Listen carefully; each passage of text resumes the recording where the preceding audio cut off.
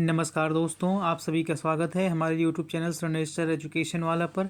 आज हम लोग बात करने वाले हैं भारत के एक ऐसे युद्ध के बारे में जिसमें 40 सिखों ने 1 लाख से ज़्यादा मुगलों को पराजित कर दिया और उनका हत्यावध कर दिया और हमारे देश की रक्षा की, हमारे धर्म की रक्षा की। चलिए बिना वक्त गंवाए वीडियो को शुरू करते हैं। उससे पहले आपसे विनम्र निवेदन है कि वीडियो को अंत तक अवश्य देखिए। अगर आपके अंदर जोश का संचार होता है और कुछ नया सीखने को मिलता है तो चैनल को सब्सक्राइब और कर लीजिएगा और वीडियो को एक लाइक अवश्य दे दीजिएगा। वाहेगुरु दी खालसा, वाहेगुरु दी फतेह। चलिए शुरू करते हैं। दिन था 22 दिसंबर का 1704 ईस्वी। सिरसा नदी का किनारा और चमकौर गांव। युद्ध होने वाला था मुगलों के और हमारे सिख पंथ के बीच में, खालसा सेना के बीच में। खालसा सेना का नेतृत्व कर रहे थे गुरु गोबिंद सिंह, सिखों के गुरु।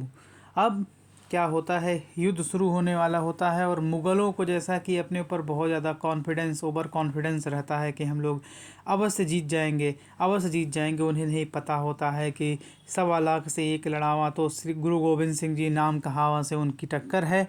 अब युद्ध की शुरुआत होती है। अब सिरसा नदी को पार करना है, उससे पहले ऐसे ऐसे तमाम घटनाक्रम घटित होते हैं कि इनके पुत्रों को चुनवाया जाता है। ये पूरी पटकथा हम इस वीडियो में डिस्कस करेंगे, डिटेल एनालिसिस करेंगे। चमकौर गांव सिरसा नदी के किनारे, नदी बिल्कुल उफान पर है अपने। अब यह चमकौर का युद्ध अपने प्रारंभिक चरण में है। आनंदपुर साहिब की लड़ाई होती है। आनंदपुर साहिब को मुग़ल घेरे रखते हैं। मई सन 1704 में आनंदपुर साहिब में लड़ाई होती है। आनंदपुर साहिब से कहा जाता है गुरु गोबिंद सिंह जी से कि आप महाराज यहाँ से, गुरुदेव आप यहाँ से निकलिए, आपकी ज़रूरत है इस देश की। वह कहते हैं कि मैं ऐसे कैसे निकल जाऊँ, मैं नहीं निकलूँगा।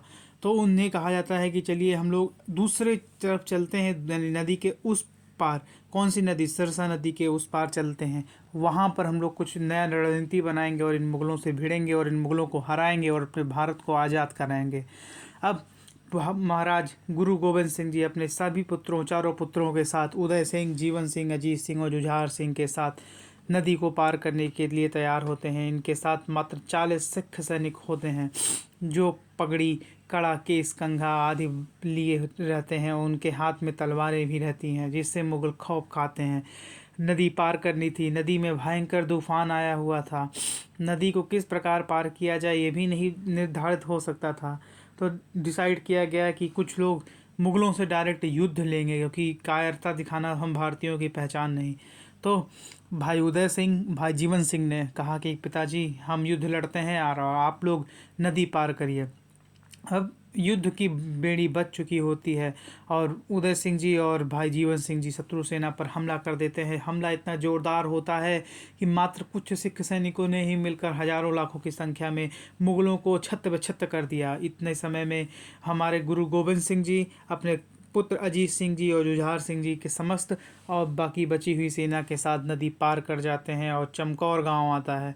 चमकौर गांव में एक किले नुमा घर रहता है जिसमें महाराज जी को शरण दी जाती है।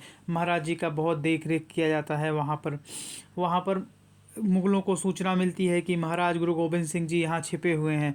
मुग़ल पूरे गांव को दोबारा घेरने का प्रयत्न करते हैं और मुग़लों का सेनापति वजीर खान होता है जो कि सरहिंद का नवाब होता है। कहाँ का? सरहिंद का नवाब होता है।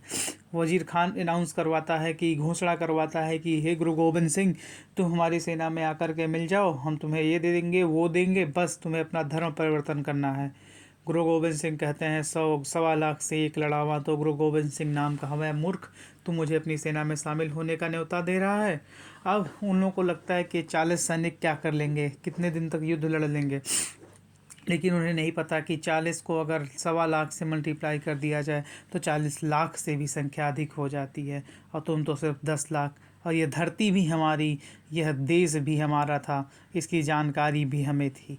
मुग़लों को यही बात थोड़ी सी उनको परेशान करती थी। अब क्या होता है, युद्ध की घड़ी आती है।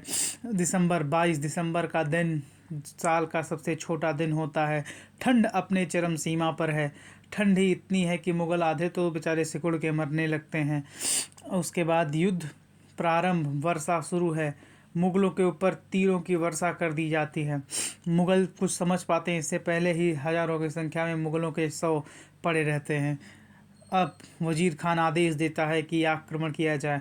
आक्रमण शुरू हो जाता है। हमारे 40 सिख सैनिक में से कुछ ही सैनिक पहले लड़ने जाते हैं और यह कुछ ही सैनिक मुग़लों को एकदम तहस नहस कर देते हैं। लेकिन उनकी सेना इतनी विशाल थी कि हमारे लिए उनसे डायरेक्ट युद्ध में गुरु गोबिंद सिंह जी को भेजना उचित नहीं लगता है किसी को। सब उन्हें मना करते हैं कि महाराज आप मत जाइए, महाराज आप मत जाइए। लेकिन गुरु गोबिंद सिंह जी कहते हैं कि मैं कैसे ना जाऊं, जब सब लड़ रहे हैं तो मैं क्यों ना लड़ूं, मैं भी जाऊंगा। इतना सब होता है। इस बीच तक अभी तक हमारे सिख भाइयों ने मुग़लों को इतना हानि पहुंचा दिया था कि वह अभी आगे बढ़ने की क्षमता नहीं दिखा पा रहे थे। मुग़ल सोच रहे थे कि सिर्फ 40 सैनिक हो ही नहीं सकते, यह 4 लाख या 5 लाख की सेना है। अब यहाँ पर शुरू होता है दूसरा अध्याय। महाराज के बड़े पुत्र, ज्येष्ठ पुत्र अजीत सिंह जी कहते हैं, पितावर हम जाना चाहते हैं युद्ध में। पिताजी की आंखें भर आती हैं, गर्व की अनुभूति होती है। कहते हैं जाओ युद्ध लड़ो। अजीत सिंह जी युद्ध लड़ने जाते हैं। अजीत सिंह जी इस प्रकार से युद्ध लड़ते हैं, इस प्रकार से युद्ध लड़ते हैं कि मुग़ल सेना देखती रह जाती है। मुग़ल सेना को इतनी क्षति विक्षति पहुंचाई जाती है कि मुग़ल सेना ने भविष्य में इतनी अभी सोची नहीं होगी कि इतनी कि हमें पराजय की घड़ी देखनी पड़ेगी। परंतु वहाँ पर बहुत सारे मुग़ल थे, बहुत सारे सिपाही थे उनके पास। भयंकर युद्ध चलता है, कई दिनों तक युद्ध चलता है।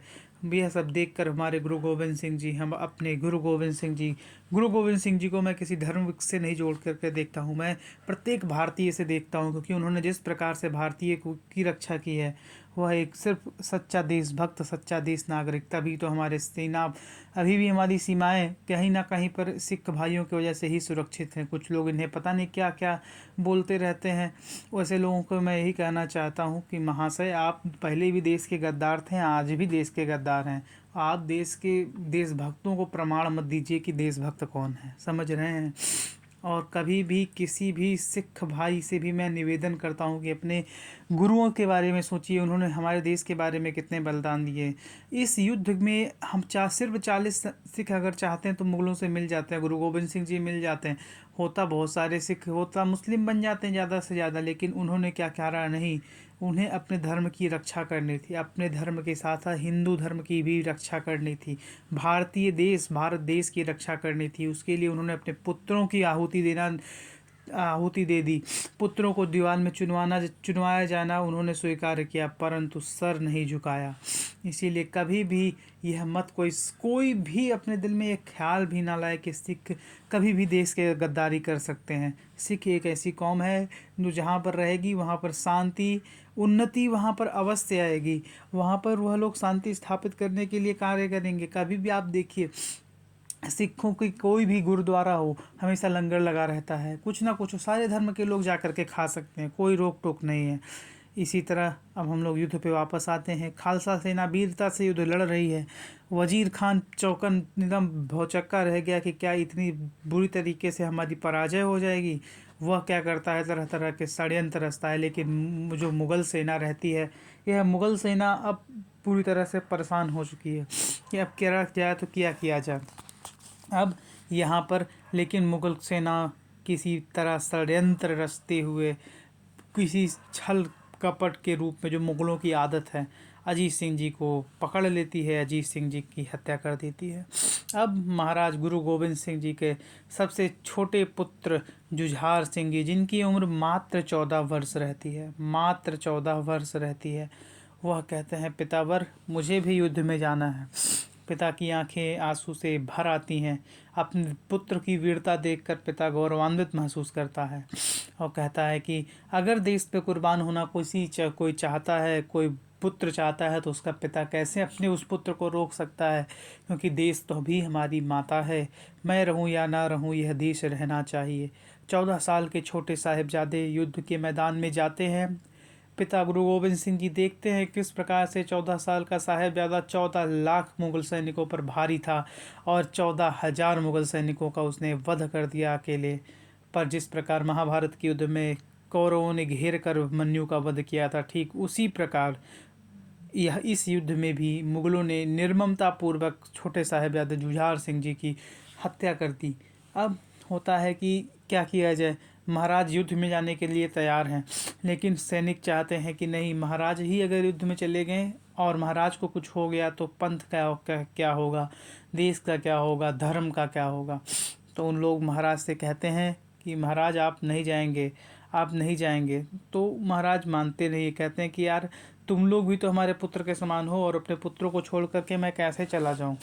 तो उन लोग बहुत समझाने का कोशिश करते हैं महाराज गुरु गोविंद सिंह जी को कि आप मत जाइए मत जाइए, लेकिन वह जाने पर ही अड़े रहते हैं। तो यहाँ पर दया सिंह और मान सिंह जी की एंट्री होती है। दया सिंह जी और मान सिंह जी खालसा पंथ का नाम लेकर के आते हैं और कहते हैं कि आपको एक आदेश दिया जाता है कि महाराज आप यह किला छोड़ करके सुरक्षित स्थान पर पलायन कर जाएं। महाराज गुरु गोविंद सिंह जी कहते हैं कि मैं अपने गुरु की आज्ञा का पालन करूंगा और मैं इस किले को छोड़ करके जाने के लिए तैयार होता हूं। और 2 सैनिकों का चुनाव किया जाता है, 2 सैनिक चुने जाते हैं। अब किले से जाना है, किले से जाने से पहले मुग़लों को चुनौती भी तो देनी है, क्योंकि हमारी आदत है कि बिना चुनौती दिए हम कोई कार्य नहीं करते हैं। अगर हम बिना चुनौती दिए भाग गए तो कायर कहलाते हैं। मुग़लों को फिर अनाउंस किया जाता है, रात को ही गुरु गोविंद सिंह जी जब निकलने वाले होते हैं तो मुग़लों से अनाउंसमेंट की जाती है इधर से कि पकड़ सकता है तो पकड़ ले मुझे। उससे पहले पूरी पटकथा लिखी जाती है कि किस प्रकार वह दोनों अपने आप में प्लान बनाते हैं कि किस प्रकार गुरु गोविंद सिंह जी को सुरक्षित रखा जाए, क्यों गुरु गोविंद सिंह जी का सुरक्षित रहना जरूरी है। गुरु गोविंद सिंह जी अगर सुरक्षित नहीं रहते तो उसी समय हो सकता है कि हमारे संपूर्ण देश में जो आक्रांता मुग़ल आक्रांता थे मैक्सिमम लोगों का धर्म परिवर्तन करा देते।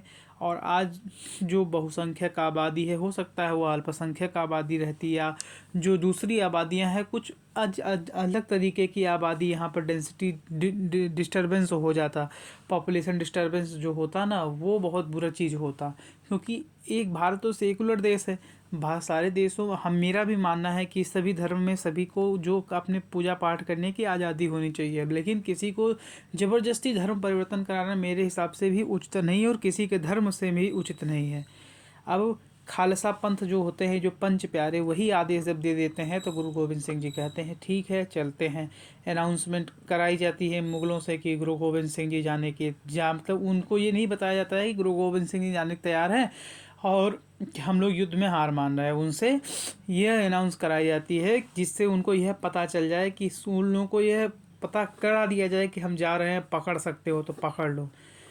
रात में अनाउंसमेंट होती है, मुग़लों मुझे पकड़ सकते हो तो पकड़ो, पकड़ सकते हो तो पकड़ो, रोक सकते हो तो रोको, अगर रोक नहीं सकते तो अब देखो तुम्हारे साथ क्या किया जाता है, क्या होता है तुम्हारे साथ। मुग़ल भौचक्के कि अभी तो इनके सैनिक और बचे हुए हैं और युद्ध लड़ना पड़ेगा हमें। रात में अनाउंसमेंट होती है, सारी मसाले मार के फोड़ दी जाती हैं मुग़लों की, जिससे मुग़ल खेमे में पूरा अंधकार हो जाता है और मुग़ल सैनिक बैलों की तरह कि हमें पुरस्कार मिल जाएगा, गुरु गोविंद सिंह को मार देंगे पुरस्कार मिल जाएगा, पुरस्कार मिल जाएगा। इस लालच में वह उसी ध्वनि की दिशा में दौड़ पड़ते हैं।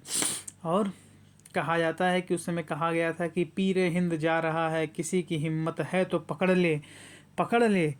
लेकिन क्या कहा जाता है, क्या शख्सियत थे गुरु गोविंद सिंह, महाराणा प्रताप, शिवाजी, ये लोग क्या शख्सियत थे, अकेले अकेले पूरी सेना पर भारी थे।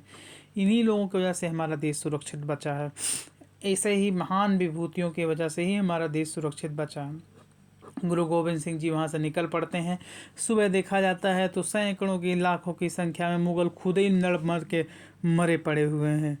और युद्ध में अब मुग़ल सेना क्या करे, खींच उतारने के लिए दोबारा उसी किले पर हमला कर देती है। वहाँ पर जाती है, देखती है कुछ नहीं मिलता, सिर्फ 35 सिख सैनिकों का 100 उन्हें बरामद होता है और उसमें भी गुरु गोविंद सिंह जी नहीं, हमारे गुरुदेव का 100 नहीं रहता है उसमें भी। इससे मुग़ल सेना पूरी तरह से हताश हो जाती है, निराश हो जाती है, अपने लोगों के लाशें उठा उठा करके ले जाने का प्रयत्न करती है।